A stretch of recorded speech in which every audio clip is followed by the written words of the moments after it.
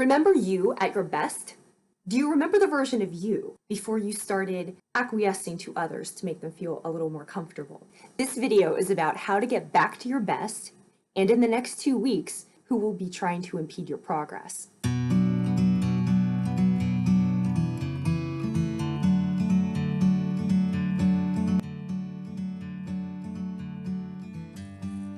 Even if you don't know it, you were created to fulfill a divine purpose. And in order to fulfill that divine purpose, you need to be the fullest version of you. You need to learn what you need to learn, to go through whatever difficulties get you there, but you need to be the best version of you. That is what the transit is about. Energy is transient. It is not linear. So the best way to describe energy, it's like people you invite to a party. Whoever's in the room is going to determine what the feel is like and what the conversation is like and what the energy is like.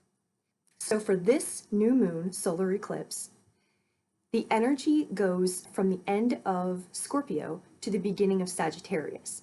So when you're hearing new moon in Sagittarius, Sagittarius is associated with, Sagittarians are fun, they're party animals, that's higher learning, that's all kinds of really positive things. But that is not what the energy is. So if you are not feeling overly optimistic in a Sagittarian kind of way, there's a good reason for that. Because where this full moon lies exactly is at the end of Scorpio, Jyestha Nakshatra, and then the very beginning of Sagittarius called Mula Nakshatra. And this space, these are just a few degrees depending on how you do the chart. Jyestha is associated with deception, it's associated with enemies lurking in the shadows, it's associated with you getting better and then people trying to trip you up. But not just anybody, the people closest to you trying to trip you up, because where the best enemies hide? In your inner circle, of course. You know to look out for people who are overtly opposed to you. What we don't look out for so easily are the people who are close to us and very carefully sabotage us. Who may not even be aware they're sabotaging us. Usually they are, but maybe they're not aware. That's Jyestha. Mula Nakshatra is associated with the root. So it's looking at the root cause of something, right? So Jyestha Nakshatra, it's the final decan of Scorpio, which is the eagle. So it's taking perspective. And it is the moon card, the high priestess, and death. The high priestess is observing things from a higher vantage point, from a very detached vantage point. And the death card is transformation. She's looking at it. Consider if you are, for example, looking at the battlefield from up above. Or in conflict resolution, we have the saying, go to the balcony. It means, in your mind, go to the balcony and look down at your life and what's going on as if it is a chessboard. Just look at the landscape of what's going on, where everybody is situated, and don't feel attached to it, just study it. So we're looking at it from this very detached place. And we're looking at it from the point of, we're going to transform. This is not how we're trying to be, we're trying to move in a different direction. It's associated with artha, which is purpose. And so the purpose is to go to a higher place, is to go to a better place spiritually. And you need to know how you are situated in the world around you. Who's around you, what's around you. Because if you want to get to a different place, you need to know how to get there. So in order to construct an effective strategy, you need to know what the landscape looks like and where you are. So then moving into Sagittarius. Mula Nakshatra. This is associated with Muladhara, the root chakra. Imagine taking something up by the root and cutting up the root slowly, delineating it into all its small pieces so that you understand the root cause of everything. Mula is associated with karma, the cause of things, the way things move. So in order to understand, you're trying to get to a better place, but you will have to understand then how things move. And again, where you are situated in, say, a karmic wheel or a karmic cycle. This eclipse is also associated with the South Node, which means things from a prior life, souls from a prior life, contracts we've had in this lifetime. Maybe we agreed upon it in a past life. But souls tend to travel together. That's why you see a lot of what's called karmic debt or karmic ties with families. Do you notice how generations of families have the same problems? They're handed down, they're perpetuated, they're handed down, they're perpetuated. And when you're in that family, you don't think about breaking out of it because that's what's normal to you. So you don't see something as problematic when it's just how you've always done it. And even the problems that you have as a result of perhaps doing things in a dysfunctional way, it isn't dysfunctional to you, it's normal. So if you hear something like, that's how our family has always done it, that's just what our family does. That's just the way we are. That's indicative of a karmic cycle. That's not indicative of somebody who's saying something like that. They're not saying we can do better. Why don't we create a situation that's healthier for everybody? Why don't we create a situation that's happy for everybody? They're not saying that. They're saying, this is what we do. You see? And the wheel continues to turn. So back to the nakshatras. You're watching this video because you're concerned about what you're doing with your life. You have a sense of purpose. You have a sense of there's something else you are supposed to be doing in this life. You're here for something better. And you're a person who is trying to achieve something better. And that's why you watch videos like this. So this is what this solar eclipse is about. First of all, new moons are quiet times. They're dark times. There's no light. Eclipse times, eclipses are uncertain energy. So if you feel like the earth is moving under your feet, like nothing is certain, that's exactly how it is. This one is associated with Kali, Nirti, Durga, clearing energy, goddesses of destruction. So you're looking at where you're situated, you're seeing what's around you, you're seeing the problem with what's around you. You're also looking at the root causes of what this is and how you're situated, and you want to break it apart because you don't want to be part of this cycle anymore. Jyestha is in Antares, also associated with Mars. Conflict, severing. We learn about ourselves through conflict. We learn both who we are and who we are not. And in the same way, we learn about others in conflict. We learn who they are, how they handle themselves. We learn what's important to everybody. As a conflict doctor, I've seen this a lot. People tend to think about conflict as a negative thing. It's one of the most useful things available to you. It is the most useful thing available to you. Because when people are under duress, you really see what they are made of. You really see what their values are. And so during a period like this, where it feels like you're walking under the earth, again, Scorpio is in the 8th house. The 8th house is the underworld. This is why it's unpleasant. This is associated with another goddess, Hecate, the in-between. Mercury, the go-between. Also Loki, Thoth. These are the ones who could go to the heavens to speak to the gods, and then also to the underworld. The nakshatra of Mula is associated also with Varuna. Lord Varuna is the god of the seas, but he used to be the god of the sky. He fell. And so with that, he's a god associated with all-knowing. And he is all-knowing because he fell.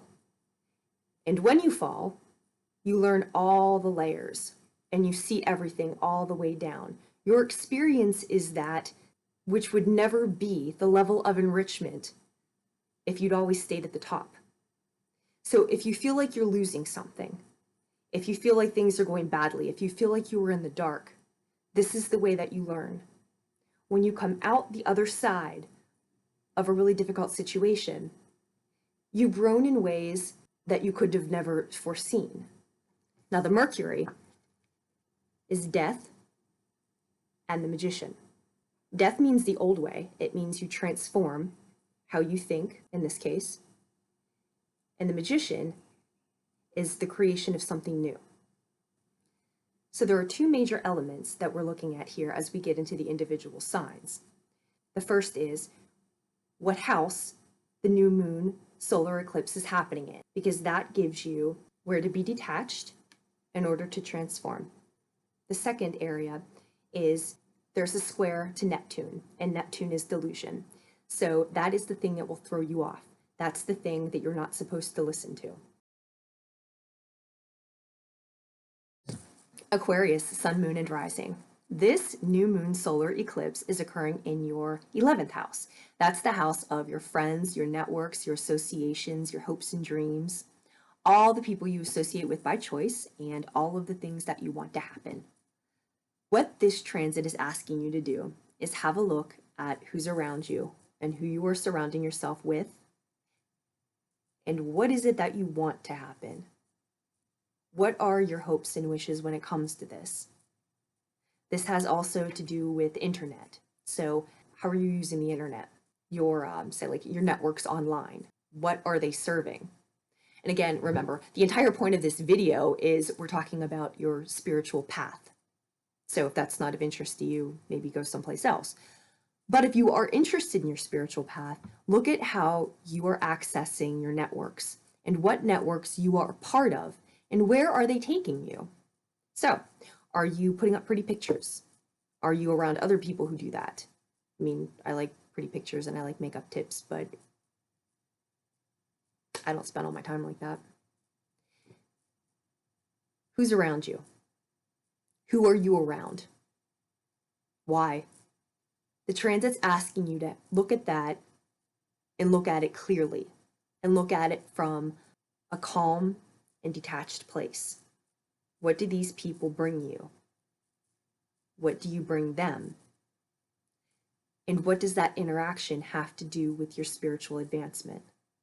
And so maybe you're needing to reorganize how you do things and how you put yourself out there with people, with networks, including your social media. Where this is maybe going to trip you up is your second house. So, your sense of self-worth and your money. Who we associate with and what our money looks like are some of the biggest drives that there are in the world right now. So when you're thinking about who you're going to be friends with, what do they do for you financially? When you're thinking about who you're going to be friends with, what do those associations have to do with your self-esteem? Honestly. So the Neptune square of the second house is essentially this. You're being asked to look at what your associations are and why you are part of them. Why do you surround yourself with certain people? Why do you engage in certain networks? Why do you do that, especially online? If your answer has to do with second house stuff, those aren't spiritual answers. So what the transit's asking you to do is look at your friends and your associations and your networks, and what's going to mess you up is if you start thinking about the money and your self-esteem. Focus on what those things do to enhance your spiritual life, not what they do to enhance your ego, and not what they do to enhance your bank account. To sum up the energies, here's where we are right now, the in-between. The Mercury is really strong this time. Remember, Mercury is Hermes, is Loki, is Thoth, Hecate is another. These are the deities that are associated with being able to speak to the gods and to go to the underworld. They have access to the highest and the lowest, which gives them the best perspectives. What we find in the underneath: secrets. Secrets that we don't want to talk about, the roots of things that are way too personal to say out loud, that people wouldn't like it if we said it out loud, but the secrets that inform our thinking and inform our emotional bodies and drive us unconsciously. So we're being asked to break those up. The destructive energy brings us liberation. The clearing of things that we no longer need and that no longer help us on our path. When we get rid of those, They clear the way and they make room for things that we do want. When people who don't help us go away, when people who don't support us are out of our lives, it makes room for people who do support us and who do love us and who do want to see us at our best.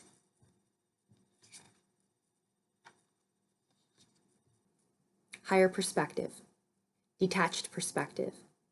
Go to the balcony. Look down and observe without emotion. Just study the board. Look at where you need to resituate things. Look at who and what belongs there to help you transform.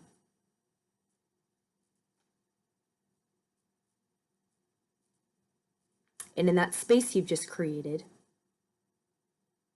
magic happens. The Fool, the Magician. This is the new world that you can create.